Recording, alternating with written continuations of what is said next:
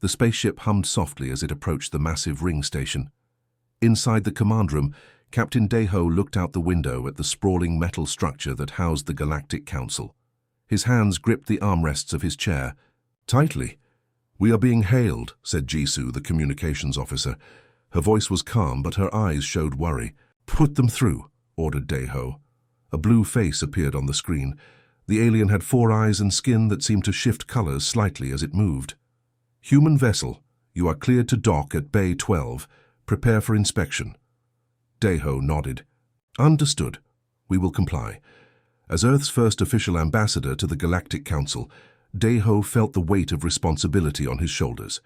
Humans had only learned about alien life 3 years ago when a damaged scout ship crashed in.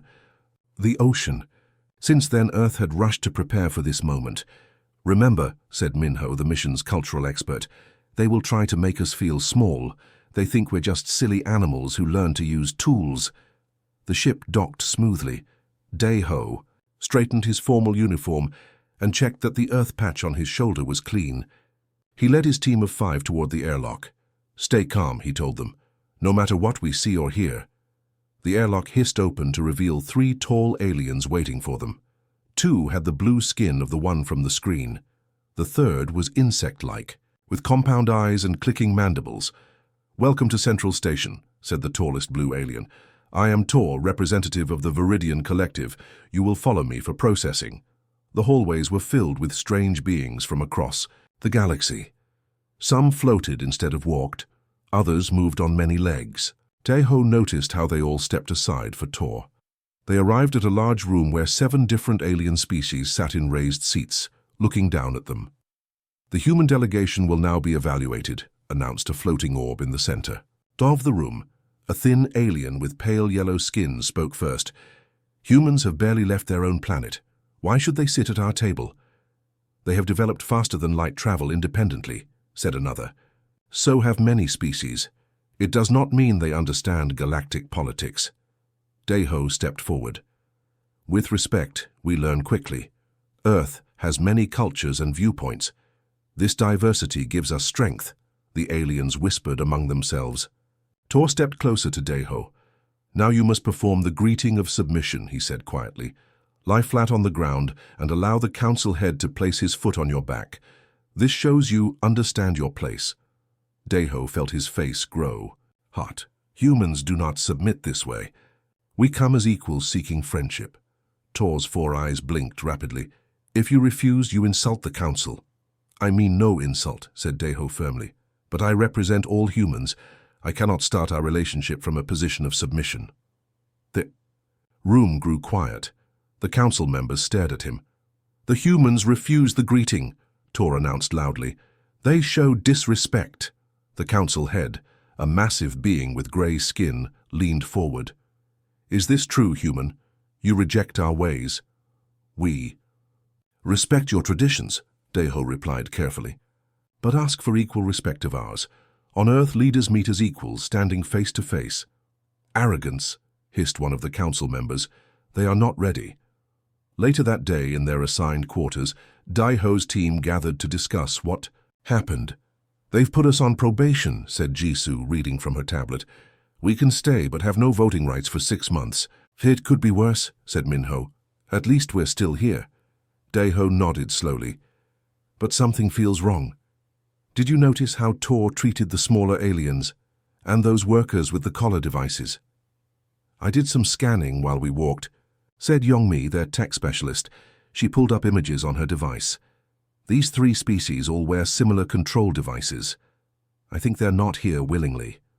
"You mean slaves?" asked Jisoo, her eyes wide. "Or something like it," Yongmi replied.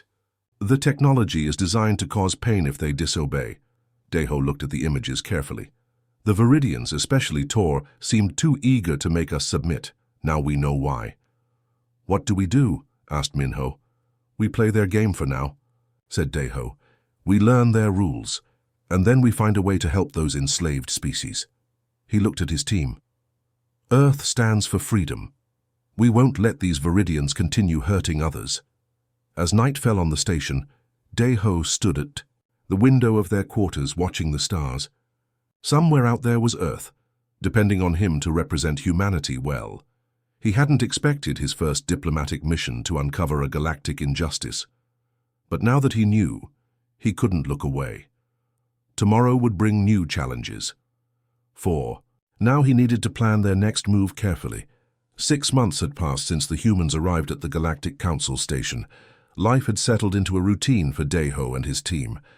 They worked hard to learn the complex rules and customs of the various alien species. Daiho now sat at a long table with 6 other aliens. They formed a judicial panel, assigned to settle minor disputes between different species. Though humans were still on probation, the Council had reluctantly allowed Daiho to serve as an observer. The next case involves trade regulations, announced Tor, who led the panel. His blue skin shimmered under the bright lights. A Melkorian trader sold food products to Zentari colonists. The food made them sick. The panel members nodded. According to galactic law, the case seemed simple. The Melkorian would be punished. For poisoning the Zentari, bring in the accused, ordered Tor. A small furry alien with large eyes entered the room. She trembled as she stood before the panel. You have violated safety protocols, said Tor coldly. The punishment is loss of trading rights for 10 cycles. Daiho raised his hand. The other judges looked surprised. Humans rarely spoke during proceedings. May I ask some questions? He requested politely. Tor frowned but nodded. You may observe more actively, human, but remember your place. Daiho turned to the Melkorian trader. Did you know the food would make the Zentari sick? No, she squeaked. I sell to many species. Zentari never bought from me before. Did they tell you they were Zentari? The trader shook her head. They wore coverings. I thought they were Paxlin. Daiho looked at the panel members. On Earth, we consider intent important in judging someone's actions. If she didn't know they were Zentari, she wasn't trying to harm them. The other judges shifted uncomfortably. One, a crystal-like being named Christ, spoke up. The result is what matters, not intent. They got sick. But fairness matters too, argued Daiho. If buyers hide their species, how can sellers know what's safe? The panel fell silent. This human way of thinking confused them. Later that day, Daiho met with Jisoo in their quarters. The panel reduced her punishment, he told her. They've never done that before. Jisoo smiled. You're making an impression, but be careful around Tor. He watches you constantly. I know, said Daiho. Speaking of which, have you and Yongmi found anything more about those enslaved species? Jisoo nodded and lowered her voice. The collars are controlled by Viridian command codes. Tor personally oversees 3 entire planets of workers. Their conversation was interrupted by a soft chime. Ambassador Daiho, came a voice over the intercom. Your presence is requested at the High Court immediately. Daiho and Jisoo exchanged worried glances. When Daiho arrived at the High Court, he was surprised to see all 7 council members present. Something important was happening. Human, said the council head. A significant case has arrived. A high-ranking Viridian stands accused of cultural contamination. Your different perspective may be valuable. Daiho bowed respectfully. I will assist however I can. The doors opened, and guards brought in the accused. Daiho gasped quietly. It was another Viridian, but not just any Viridian. This was Sub-Commander Zell, Tor's second-in-command. Tor stepped forward, his face showing no emotion. This traitor has violated our most sacred laws by sharing Viridian technology with lesser species. Zell looked directly at Daiho. Something in her 4 eyes seemed to be asking for help. The trial began with Tor presenting evidence. Documents, recordings, and witnesses all pointed to Zell's guilt. But something felt wrong to Daiho. The evidence seemed too perfect, too neat. During a break, Daiho found himself alone in a corridor. Suddenly, Zell appeared beside him. Human, she whispered urgently. This trial is not what it seems. Tor fears I will expose his enslavement program. Why are you telling me this? Asked Daiho. Because you see with different eyes, she replied. You question what others accept. Tomorrow ask about the Kelmar sector records. Before Daiho could respond, guards appeared and led Zell away. That night, Daiho couldn't sleep. Could he trust Zell? Or was this a trap? He contacted Minho on his secure communicator. Find everything you can about the Kelmar sector, he ordered, and be careful. I think we're getting close to something dangerous. As he finally drifted off to sleep, Daiho realized that being human, with all the different ways Earth people thought about justice and fairness, might be his greatest strength in the complex game of galactic politics. Tomorrow, he would find out just how valuable that human element could be. The 7 judges entered the deliberation chamber, a small room with walls that absorbed all sound from outside. This was where the final decision about Sub-Commander Zell would be made. Daiho, as the lowest-ranking judge, sat farthest from the large stone table in the center. "The evidence is clear," said Tor, his voice echoing in the quiet room.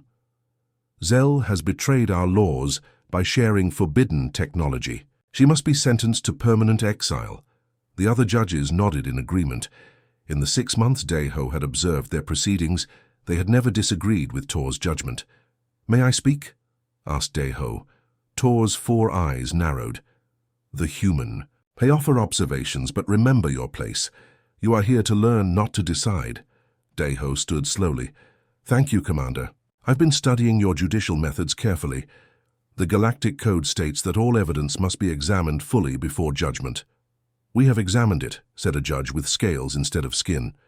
"With respect," said Daiho, "we haven't discussed the Kelmar sector logs in detail. They show that Commander Tor visited the sector more often than Zell." "My travels are not on trial," snapped Tor. "True," agreed Daiho, "but on Earth, we consider patterns of behavior important. If Zell's visits to Kelmar are suspicious, shouldn't we understand why you went there more frequently?" The room fell silent. The other judges looked uncomfortable. "On Earth," continued Daiho, "we also value what we call motive. Why would Sub-Commander Zell risk her position to share technology with these species?" "Power," suggested the Crystal Judge Christ. "Control over lesser beings." "Perhaps," said Daiho. "But let me suggest another possibility. What if she wasn't sharing technology to control them? What if she was trying to free them from technology that already controlled them?" Tor stood abruptly. "This is nonsense. The human knows nothing of our ways." A small judge with tentacles for arms raised one limb. "I am curious about the human's thinking. Please continue." Daiho nodded gratefully. "The devices described as neural interfaces are actually control collars. They don't enhance productivity. They cause pain when workers disobey orders."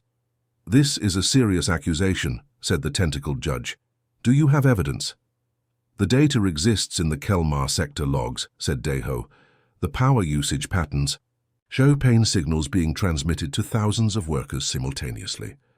The judges began talking all at once. Tor's skin turned almost black with rage. "Silence," he shouted. "The human distorts facts he doesn't understand. We will vote now.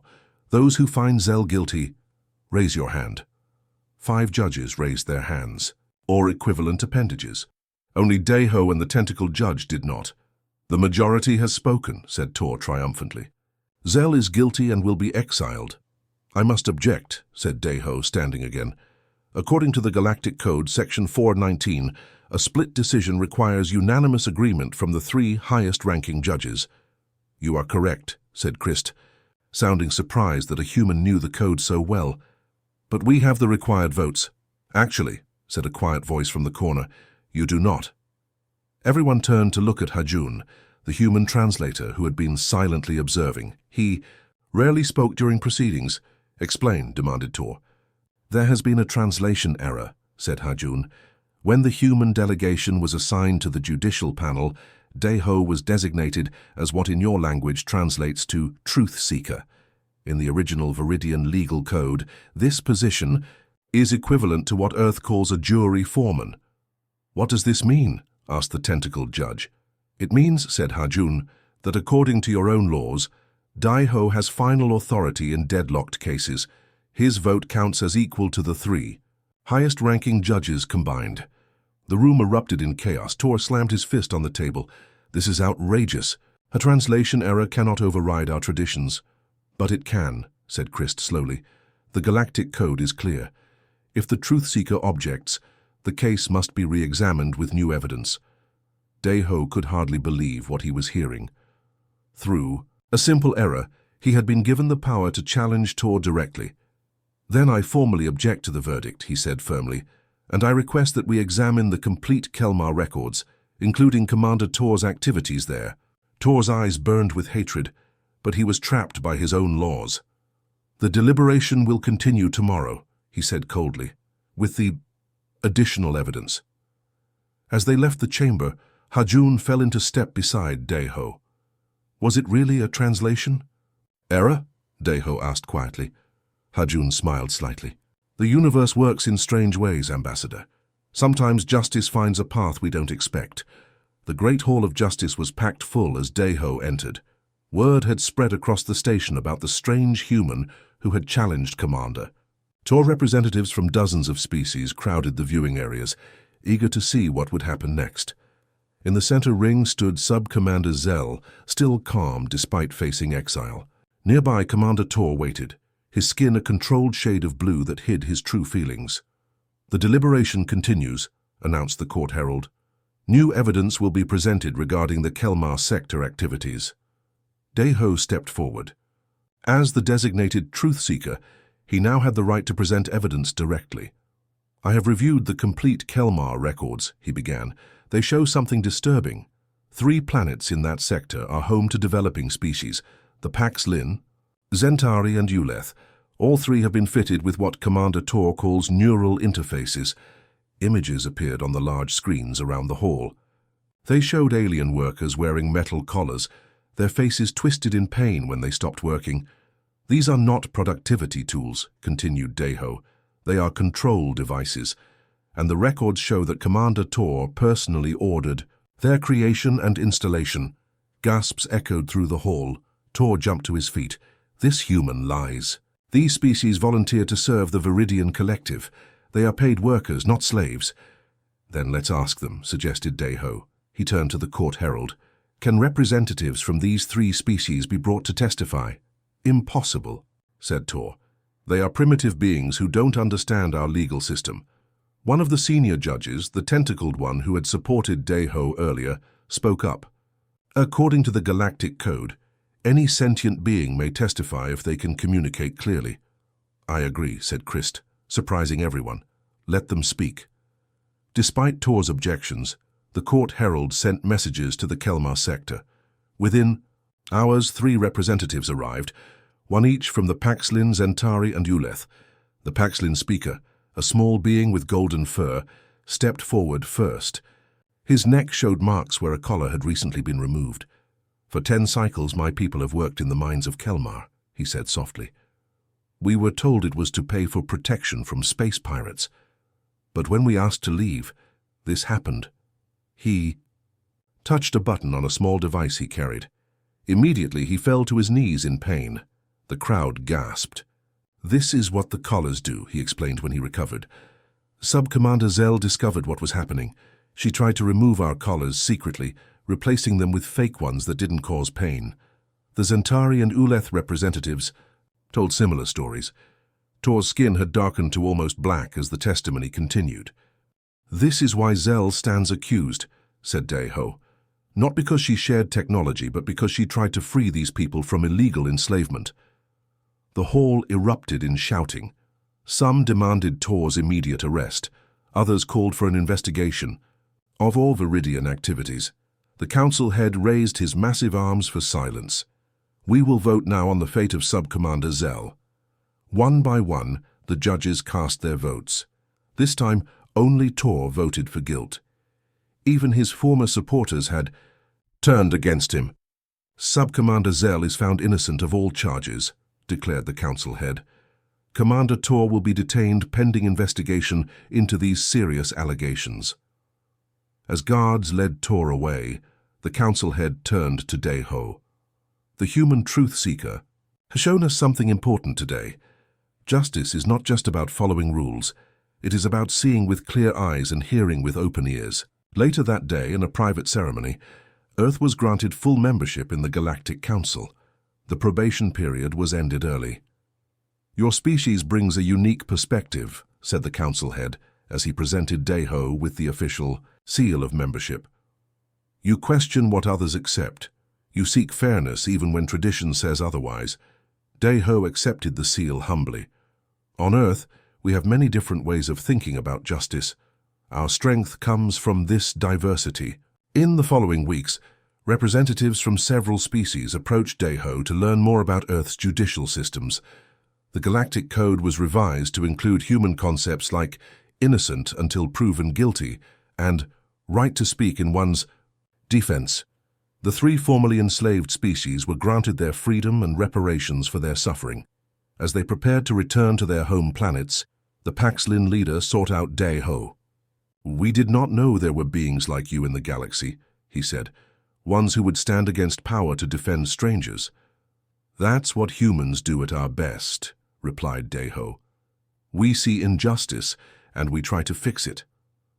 As he stood at the window of the Earth Embassy later that night, watching the stars, Dayho thought about how far they had come.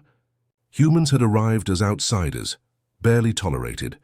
Now they were respected members of the galactic community, not because of advanced technology or military strength, but because of something uniquely human, a belief that fairness and justice should apply to everyone no matter who or what they were.